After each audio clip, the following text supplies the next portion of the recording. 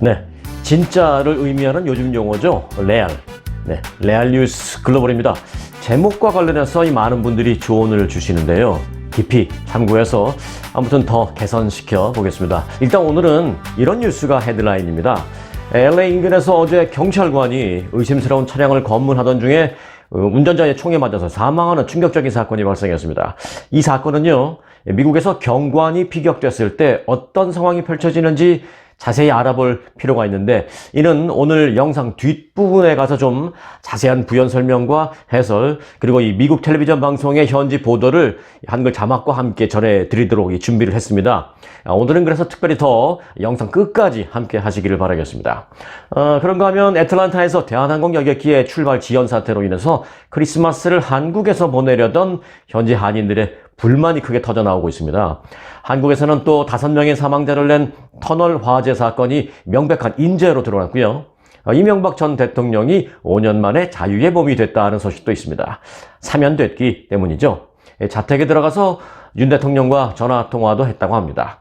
네, 한국도 이제 내년부터는요, 미국식 만 나이를 쓰기로 했다는 소식입니다.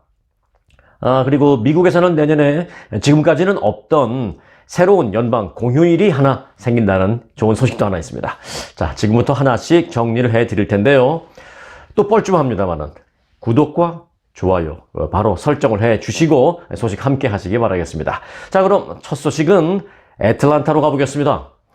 대한항공 애틀란타발 인천행 항공편이 엔진 문제로 출발이 지연돼서 크리스마스 연휴를 맞아서 한국 방문길에 나선 한인들이 큰 불편을 겪은 것으로 전해졌습니다. 크리스마스 이브였던 지난 24일 오전 11시 55분 애틀란타에 있는 하츠필드 잭슨 국제공항에서 이륙할 예정이었던 KE036편 여객기에서 엔진 이슈가 발생해서 출발이 취소됐습니다. 이 엔진 이슈, 항공사에서는 그냥 엔진 이슈라고 표현을 합니다만은, 이 엔진 이슈, 출발 전에 엔진에 갑작스러운 정비가 필요하다는 경고등이 들어온 겁니다. 이 해당 비행기는 바로 정비에 들어갔습니다만은 부품 조달에 시간이 오래 걸리면서 당초 스케줄보다 21시간이나 지체된 25일 밤 9시쯤 이륙한 것으로 확인이 되었습니다.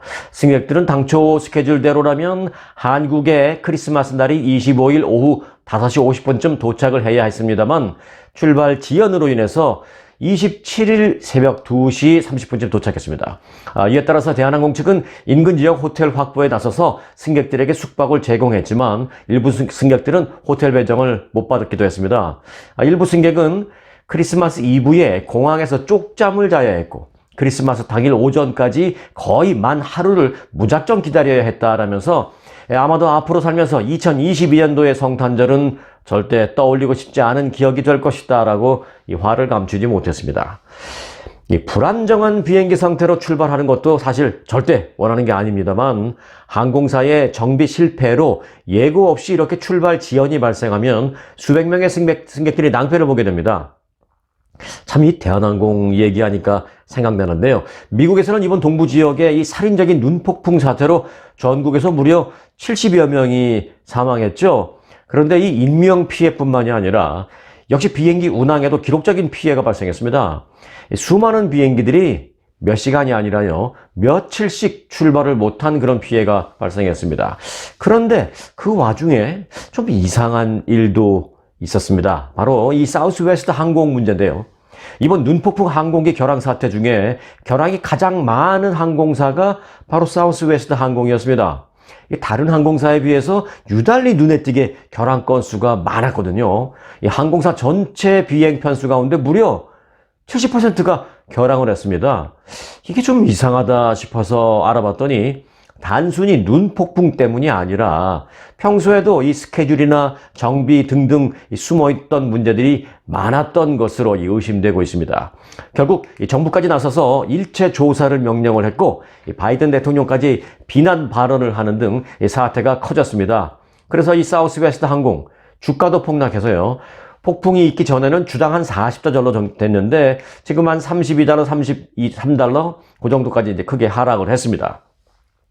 승객들만 피해 볼 수는 없죠. 해당 항공사도 주가 하락 정도의 피해는 봐야 그래야 정상화를 위해서 더 제대로 노력할 것이니까 필요할 수도 있겠습니다. 어제 언급했습니다마는 그런데 또 이 한국에서는 터널 화재 사고가 발생했죠. 5명의 사망자가 발생한 경기도 과천 제2경인고속도로 방음터널 화재 사건입니다. 그런데 이 화재가 일어나기 전까지 여러 차례의 경고음이 있었던 것으로 나타났습니다. 도로를 터널처럼 덮고 있는 형태를 갖고 있는 그런 방음 터널인데요. 터널이지만 터널로 관리되지 않다 보니까 계속해서 이 안전사각지대에 놓여 있었다는 게 문제였습니다. 터널인데 터널로 관리 안 돼? 이게 무슨 말이냐라고 생각이 되는데요. 터널은 터널인데요. 1km가 넘는 길이의 터널은 각종 안전 문제와 규제 등이 적용이 됩니다만은 그 이하 길이의 터널은 사각지대입니다. 한국에서는. 그런데 이번 터널은 500m짜리였다고 합니다. 그런데 또 알고 보니까 이전에도 많은 그 연구기관들이 도로 방음을 위해서 만드는 그 방음 터널에 들어가는 공사 자재가 화재에 취약하다라는 연구 결과를 거듭 발표를 했었다고 합니다. 하지만 이번에 이 불이 난 이 방음 터널의 소재는 가성비가 좋다는, 다시 말해서 즉 겉보기에는 멀쩡하지만 가격이 싸다는 그런 이유로 이런 경고를 계속 무시한 채 사용을 해왔다고 합니다. 이 돈 아끼다가 무고한 시민들의 생명을 앗아갔습니다. 결국 이번에도 사람이 제대로 하지 못한 인셈이 됐습니다. 어제는 피해자의 유가족인 한 따님의 절규를 봤는데요.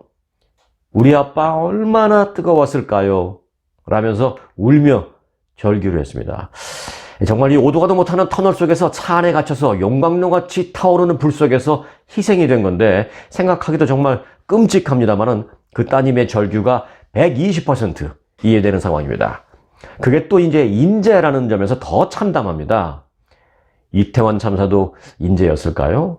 아님 불가항력의 자연 발생적인 사고였을까요? 아무튼 인재 사고는 더더욱이 허탈하고 참담한 심정입니다.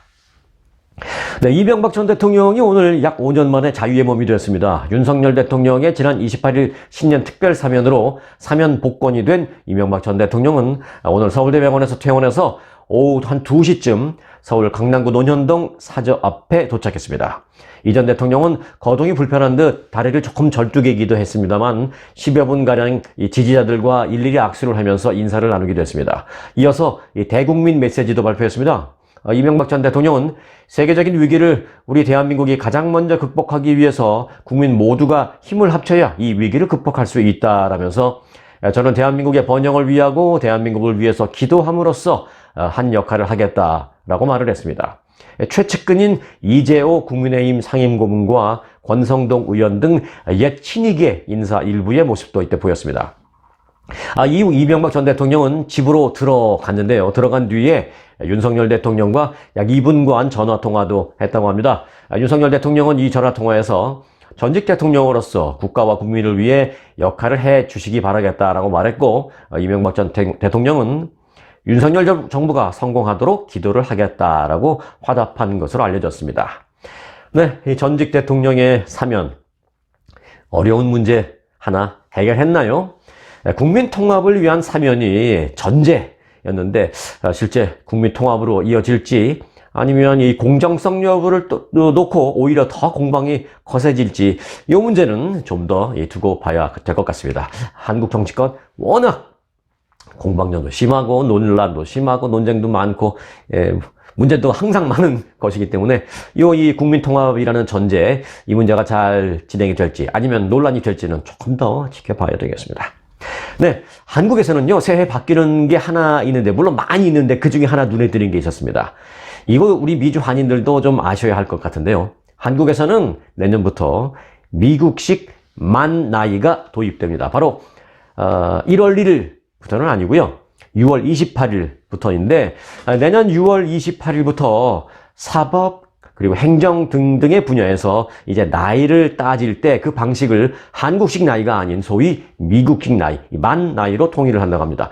이에 따라서 그날 이후 별도 규정이 없는 한 각종 법령이나 계약서, 그리고 공문서 등에 표시하는 그 나이는 만 나이로 해석하게 됩니다. 예를 들어서 그동안 내가 뭐 50년, 60년 살아왔을 때 늘 쓰던 나이기 때문에 한국에서 나 뭐 62세지 라고 썼는데 사실 만으로 따지면 그게 이제 61세인 셈이거든요. 근데 62세로 썼으면 한국에서는 내년 6월 28일 이후부터는 그 사람은 그냥 62세로 보겠다는 겁니다. 자, 내년 6월 28일이 되면 한국의 친구들한테 전화해서 축하한다고 해줘야 되겠습니다. 한 살 줄어서 좋겠다고 축하 전화해줘야 되겠습니다. 네, 흑토끼 해인 개묘년 새해 2023년에는 미국에서는 공휴일이 며칠이나 될까 궁금하시죠? 1900년대 초반만 하더라도요, 미국의 연방 공휴일은 크리스마스, 그리고 1월 1일, 그리고 독립기념일과 추수감사절 등 4일에 불과했습니다. 그런데 이제 20세기 들어서 마틴 루터 킹 데이, 또 프레지던트 데이, 메모리얼 데이, 노동절, 콜럼버스 데이, 베테랑스 데이 등등이 추가됐습니다. 그런데 올해 처음으로 또 추가되는 공휴일이 있습니다. 흑인 노예 해방을, 죄송합니다. 올해가 아니죠. 1월 1일 내년 2023년부터 새로 추가되는 공휴일이 하나 있습니다. 흑인 노예 해방을 기념하는 그런 데이인데요. 이름하여 준틴스 데이라고 합니다. 이 준틴스 데이가 연방 공휴일에 포함이 됐습니다. 연방 공휴일과 아닌 것과의 차이점 아시죠? 연방 공휴일은 미 전국이 다 놉니다. 그런데 연방 공휴일이 아니고 주 공휴일이라든지 로컬 공휴일 이런 거는 놀아도 되고 안 놀아도 되고 이제 그런 겁니다. 자, 요 준틴스 데이 내년부터는 모르면 자칫 왕따 될 수 있습니다. 준틴스는 미국 내 마지막 노예제가 끝난 날이 6월 19일이었는데요. 6월을 뜻하는 준과 19일을 뜻하는 19th를 합쳐서 준틴스라고 합니다. 외우기도 쉽죠? 그리고 미국의 노예제도가 끝난 날이 며칠이냐? 요거 외우기 좋습니다. 준틴스 데이니까 6월 19th를 합친 겁니다. 18th 아닙니다. 준틴스 6월 19일. 내년에 요 준틴스 데이가 이제 공휴일이 됩니다. 6월 19일입니다. 내년에는 근데요, 이 6월 19일이 월요일입니다. 완벽한 롱 위켄드가 되겠습니다. 그리고 캘리포니아주에서는 미국에서는 최초로 음력설이 내년부터 캘리포니아 주 공휴일에 들어갈 예정입니다. 내년 음력설은 1월 22일인데요. 그런데 이게 캘리포니아주에서만 공휴일이 됩니다. 연방 공휴일이면 다 하루 쉴 텐데 캘리포니아 주 공휴일은 뭐가 다르지? 라고 생각할 수 있는데요. 네, 물론 타주에서는 상관없겠고요. 캘리포니아주에서는 주정부 관공서는 휴무를 하고 일반 직장은 놀 수도 있고 안 놀 수도 있는데요. 단 휴일 근무에 해당하는 보상을 만일 그때 일하면 보상을 받을 수 있습니다. 근데요, 내년 1월 22일 음력설 이날은 아쉽게도 일요일입니다. 이게 공휴일로 정한 첫 해부터의 공휴일이 아닌 것 같은 공휴일이 됐네요. 휴일인 듯 휴일 아닌 일요일 같은 바로 그렇게 됐습니다. 내년 1월 22일 음력설입니다. 자, 새해 첫날인 1월 1일이 그런데 이제 일요일입니다. 그렇기 때문에 1월 2일 월요일이 대체 휴무일이 되죠. 이에 따라서 월요일인 2일에는 모든 관공서와 학교, 은행, 우체국 대부분의 직장이 문을 닫습니다. 그리고 내년 12월 25일 성탄절이 내년의 마지막 공휴일인데요. 올해 성탄절은 일요일이어서 다음 날인 26일 월요일이 대체 공휴일이었습니다만은 내년 성탄절은 월요일입니다. 휴일은 무슨 요일이 제일 좋으세요?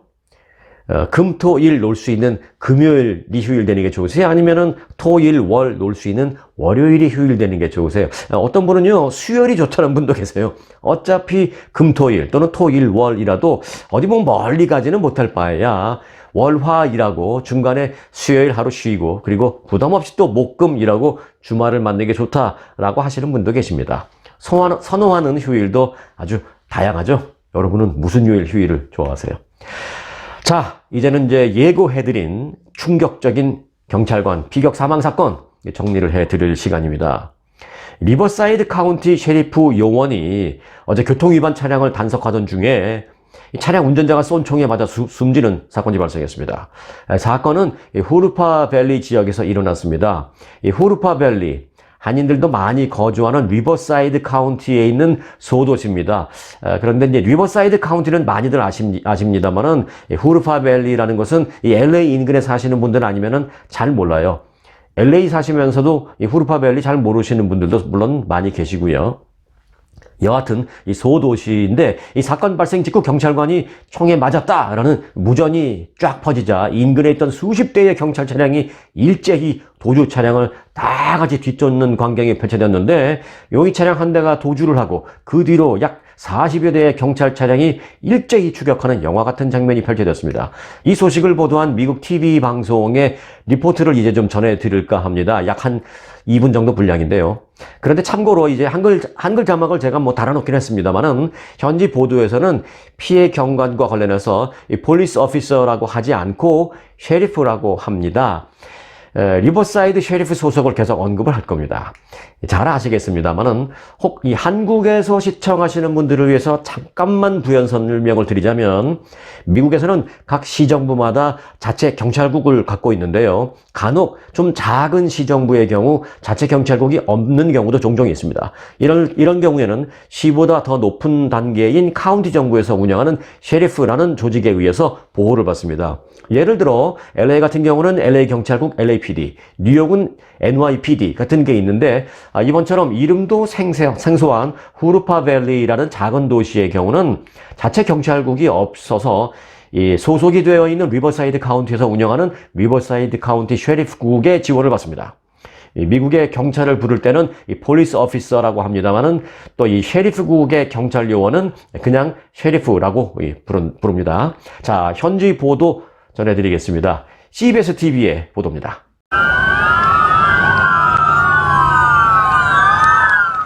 Well, this was a scene earlier as dozens of deputies and officers chased the suspect on several of our local freeways before finally ramming his truck on the 15 in Norco. Hi, everyone. I'm Susie Suh in tonight for Pat Harvey. We have team coverage of the shooting and the chase. Our Nicole Comstock is live at the shooting scene in Jurupa Valley for us. Nicole. Well, Susie, everyone out here in this Jurupa Valley neighborhood is just so upset learning that this motorcycle deputy lost his life out here in the line of duty tonight. We're hearing that he was shot and killed right there on the street behind us in front of those homes at about 2:30 this afternoon. We're going to send you to some video right now to show you what it was like out here several hours ago. And these images will show you the urgency that responding officers show when they're racing over to a call like this, knowing that their colleagues have been shot, but then hoping and praying, of course, that their life will be spared. Now, one neighbor who does some volunteer work with the Riverside County Sheriff's Office out here tells us that there are 2 motorcycle officers who patrol this area, that people out here, and so this is very personal for neighbors too. It sounds like this was some sort of traffic stop where the suspect eventually shot the deputy at close range and then took off. If you take a look at this video here of the chase, you can tell that they chased them on several Inland Empire freeways. This went on for about a half an hour from the 15 to the 210 to the 60, and then of course back to the 15 in Norco. The pursuit came to an end with gunfire and that armored truck pinning the suspect's truck against the freeway retaining wall. Now have it confirmed that the suspect is also dead tonight. Here's what a neighbor had to say about all of this. No, he's just trying to do his job, and I don't know why the guy got pulled over, if he was on drugs or what his problem was, but it sucks. They're just trying to protect us, so people have no respect for law officers. And also waiting to hear more about this specific interaction between that deputy and the suspect that ended with both of them dead. Reporting live in Jurupa Valley, I'm Nicole Comstock. We'll send it back to you in the studio. 네, 영상 잘 보셨나요? 이 엄청난 숫자의 경찰 차량이 용의 차량을 뒤따르는 그런 모습 보셨죠? 미국에서는 경찰관이 총에 맞았다라는 본부의 무전이 알려지면 주위에 있던 거의 대부분의 경찰들이 일제히 그것에 총출동합니다. 화면에서도 보셨지만 도주 차량 한 대 뒤로 수십 대의 경찰 차량이 쫓고 있는데 사실 범인 한 명 잡기 위해서 그렇게 40, 50대의 경찰차 병력이 필요할 것 같지는 않은데요. 그럼에도 불구하고 경찰들이 그렇게 반응을 하는 것은 다른 건 몰라도 경찰이 총에 맞는 일만은 절대 용납할 수 없다라는 일종의 시위도 포함된 것입니다. 사건에 대한 대응이기도 하면서 추후 이런 일이 일어나지 못하게 한다는 일종의 공권력 시위인 셈입니다. 또 그게 끝이 아닙니다. 피살된 경찰관의 장례식이 치러지는 날, 그런 장례식 날이라면, 경찰관의 장례식 날이라면 그보다 더 많은 경찰 차량이 장례 행례를 이루어서 마치 시위를 하듯이 장지로 가는 모습도 볼 수가 있습니다. 저는 이 역시 같은 동료의 죽음을 추모하는 추모의 의미도 당연히 있겠지만 재발 방지를 위한 무언의 시위의 의미도 있다라는 생각도 하게 됩니다. 범죄로 인한 무고한 시민의 희생도 있어서는 안 되겠습니다만은 시민을 보호하기 위해서 임무를 수행하던 경찰관의 희생도 절대로 있어서는 안 되겠습니다. LAPD라고 하죠. 이 LA 폴리스 디파트먼트, LA 경찰국 소속 경찰 차량 이 옆면에 보면 이 써 있는 슬로건이 있습니다. To protect and to serve. 시민을 보호하고 시민에게 봉사하기 위해. 네, 오늘따라 그들의 그 슬로건이 더 깊이 와 닿습니다. 임무 수행 중 총격 피살된 리버사이드 셰리프 소속 경찰관의 명복을 빕니다. 네, 오늘 영상은 여기까지입니다.